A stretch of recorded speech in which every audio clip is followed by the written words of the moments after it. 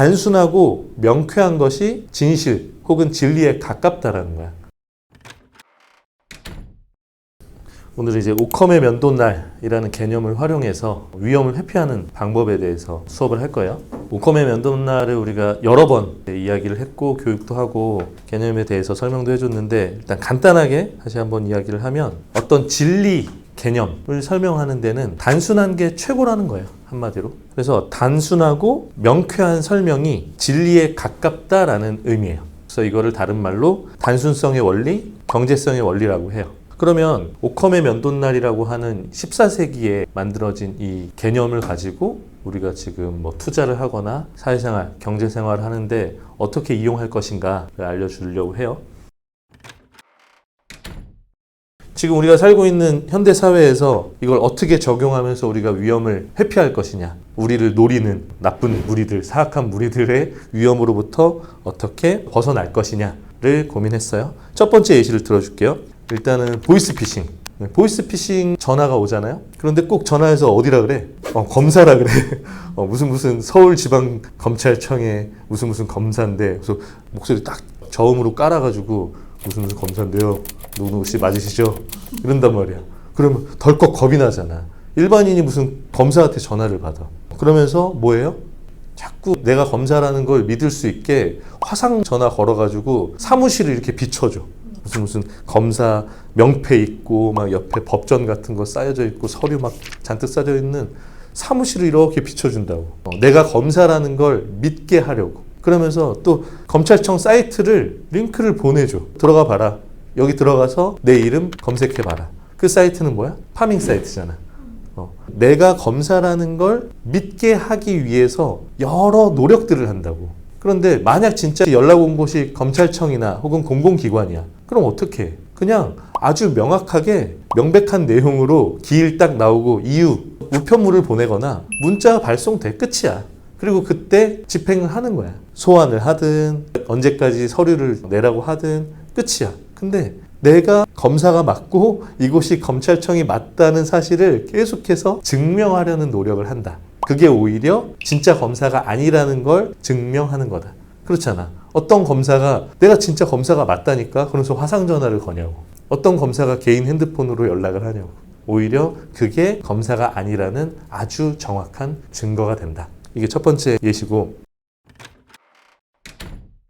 두 번째, 예전에 이제 원유 ETN 얘기를 한번 한 적이 있어요. ETN이라는 상품에 대해서 얼마 전에 그 영상도 영어로 된 세 글자는 하지 말라 이런 얘기를 했지만, 자, 내가 원유에 투자를 하고 싶어. 그럼 어떻게 하면 되죠? 사우디 가서 비행기 타고 가서 드럼통에다가 석유 받아서 집에다 보관할 수가 없잖아. 원유 현물을 갖고 있긴 힘들다고. 그래서 원유 가격이랑 정확하게 연동되어 있는 원유 ETF를 우리가 투자하는 거잖아요. 아주 깔끔하잖아. 명백하고. 원유 가격과 똑같은 가격에 ETF를 나는 산다.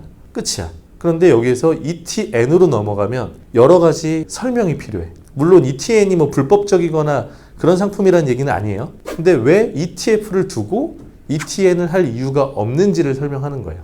ETF 사면 그냥 원유에 투자되는 거잖아. 그런데 이제 ETN으로 넘어가는 순간 이건 이제 신탁 상품이기 때문에 사실은 이게 바로 다이렉트로 고객님이 원유 ETF를 사게 되는 건 아니고요. 저희를 믿고 돈을 보내주시면 정확히 같은 금액으로 원유를 저희가 사드립니다. 그러니까 믿고 돈을 투자하세요.